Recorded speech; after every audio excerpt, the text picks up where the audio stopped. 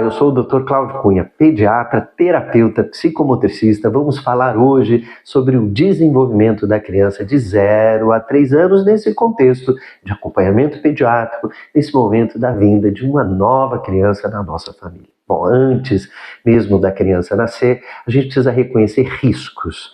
E esses riscos que vão nortear o acompanhamento pediátrico e também o segmento na maternidade. Porventura a gente possa identificar algum sinal de alerta no pré-natal, sopro no coração, alterações anatômicas pelo ultrassom, desenvolvimentos do crescimento ou do perímetro cefálico, mesmo dentro do útero. Então a gente já direciona para uma maternidade e a gente também direciona riscos e um olhar mais atento na medida que a gente identifica alguma dessas morbidades. Bom, então é importante entender os antecedentes nesse contexto genético, familiar, sistêmico, né? Então esse carreamento biológico que vai dar o potencial da nossa criança. Então, quando a criança nasce, existe aquele período lá da maternidade, aquele período da maternidade é um período muito importante, às vezes nasce, a maioria das vezes, com muita tranquilidade, com pequenas intercorrências. Agora, crianças que sofreram internações prolongadas, crianças que ficaram em oxigênio-terapia ou porventura foram para um UTI, ou que nasceram baixo peso, crianças com alterações do ganho do peso e da estatura intraútero, a própria prematuridade, tudo isso leva a um risco aumentado de doenças futuras e necessariamente precisa fazer um segmento com um pediatra com um olhar naturalmente para essas morbidades que porventura podem ter ocorrido durante a internação. Então, riscos como, por exemplo, hipoglicemia, ou ter ficado 8 horas sem mamar, isso é um sinal de risco futuro para alterações do neurodesenvolvimento. Crianças que nasceram com aquela icterícia, isso é muito comum,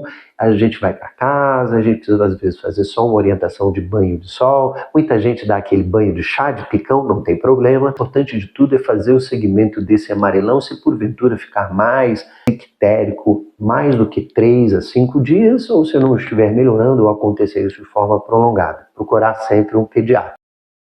Os cuidados em casa com o coto umbilical, higiene, cuidados de pele, então condições cutâneas, condições alérgicas tópicas por uso excessivo de lencinhos umedecidos, perfumes, talco, amaciantes, tudo isso precisa ser cuidado. Então a recomendação é usar pouco perfume, pouco produto de higiene, a não ser um sabonete de glicerina, lavar as roupas com sabão de coco e um amaciante de costume neutro. Nesse momento, a criança em casa, vamos começar a nossa relação com o nosso bebezinho, que é a amamentação. Quando está dentro do útero, o bebezinho tem uma simbiose com a mãe, que a gente diz uma simbiose fisiológica. Ela é um metabolismo. Então, tudo que a mãe come passa pelo coto umbilical.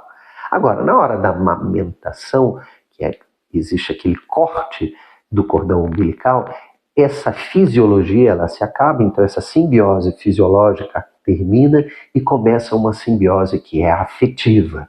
E essa simbiose afetiva ela se reforça com o ato de mamar. Por isso é tão importante manter a mamada não apenas por uma condição nutricional, mas também por uma condição de relação afetiva com o bebê.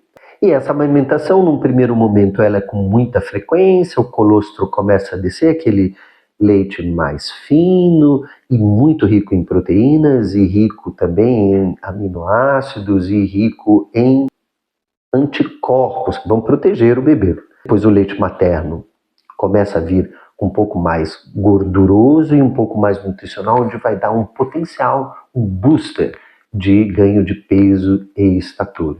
Essa mamada, essa frequência de mamada, normalmente ela é de hora em hora e depois ela vai espaçando a cada 2 e depois a cada 3 horas. A gente tem que lembrar que a mamada é fundamentalmente curta. Bebês que ficam o tempo inteiro mamando por um período muito prolongado podem estar fazendo apenas sucção e não está fazendo, de fato, uma nutrição. Usa o peito como chupeta.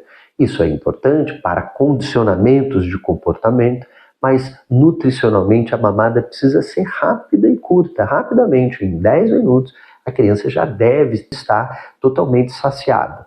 E aí a criança vai melhorando esse período, estendendo esse período de mamada a cada 3 horas ou 4 horas. Nunca mais de 8 horas, porque acima de 8 horas isso pode trazer algum risco de hipoglicemia, de baixa caloria, de baixo índice glicêmico, de baixa glicemia no sangue. Isso pode levar a alterações cerebrais. Crianças, então, que tiveram condições de epilepsia, infecções, internações em UTI, uso de oxigênio-terapia, todas essas crianças precisam ser acompanhadas em ambulatório pediátrico com regularidade, porque são crianças de maior risco. Todas as outras crianças devem fazer esse segmento de peso, estatura, em torno de mês a mês, fazendo nos primeiros 6 meses. Esse acompanhamento deve ser feito mensalmente. No segundo semestre, esse acompanhamento pode ser feito a cada 2 meses. Já no segundo ano de vida, a gente estende essas consultas de 3 em 3 meses.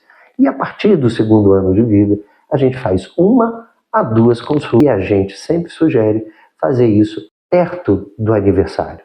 Tendo então o acompanhamento da puericultura, peso, estatura, perímetro cefálico e identificação de condições que possam ter risco, a gente precisa checar alguns resultados que são fundamentais. O primeiro deles é o teste do pezinho, que é feito lá na maternidade. Além do teste do pezinho, a gente tem que se certificar do teste do olhinho, o teste da linguinha e o teste do coraçãozinho. Para a gente ver se tem sopro cardíaco. Na identificação de sopro, precisa encaminhar para o cardiologista. Na identificação da linguinha com uma frênulo da língua aumentado, a gente encaminha para o cirurgião pediátrico para avaliar a necessidade de se fazer aquele piquezinho na língua, para poder acomodar, às vezes, melhor a condição da mamada. Muitas vezes a criança tem alterações de mamada, quando a gente vai ver é por causa dessa prega da linguinha. O teste do olhinho, naturalmente, para a gente saber se tem alguma condição visual. E mais do que isso, a gente precisa perceber a sensorialidade do nosso bebezinho nas explorações visuais, nas explorações auditivas, explorações táteis, durante o nosso relacionamento com o bebê. Qualquer alteração ou dificuldade no temperamento da criança ou no apego, a gente precisa encaminhar especificamente para o especialista. Então, além dessas condições, a vacinação talvez seja o principal fator de prevenção futura. Então, realmente a gente precisa dar todas as do nosso calendário vacinal. Não é necessário ir numa clínica de vacinação particular. Todas as vacinas nós conseguimos dentro do nosso programa de vacinação no posto de saúde.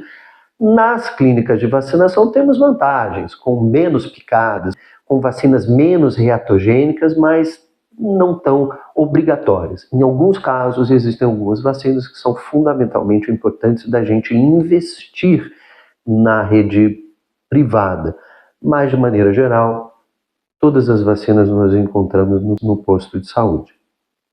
Bom, então, de maneira geral, a gente viu que os antecedentes são importantes para nortear os eventos ocorridos dentro da UTI ou os eventos ocorridos durante o parto e nesse momento do nascimento também são importantes para nortear o segmento pediátrico. O acompanhamento de peso e estatura mensal no primeiro 6 meses, depois de 2 em 2 meses, e depois a cada 3 meses no segundo ano de vida, para acompanhamento de peso, estatura e perímetro cefálico, e essas condições de risco e de morbidade. Cuidados de pele, cuidados de higiene, cuidados com o coto umbilical. A nossa amamentação vem introdução alimentar. A introdução alimentar é um grande papel que eu sempre recomendo. Existem inúmeros profissionais, nutricionistas, médicos, pediatras com foco mais integrativo. Eu sempre sugiro fazer uma avaliação nutricional, avaliar esse cardápio da oferta e mais do que a mamada e mais do que reforçar a necessidade do aleitamento materno, é fazer uma boa substituição do aleitamento. O desmame talvez seja mais importante do que a própria mamada para a gente garantir que essa criança consiga comer todos os alimentos e todos os nutrientes importantes para o desenvolvimento biológico. Então, nada melhor do que conversar com um bom profissional, nutricionista, para te ajudar a fazer a papinha e não só isso, ajudar a introduzir e fazer essa substituição do leite materno pela refeição. Bom, então é isso. Me coloco aqui à disposição do meu consultório estúdio, por um lado um consultório de pediatria, por outro um estúdio de psicomotricidade e avaliações do desenvolvimento e do comportamento infantil.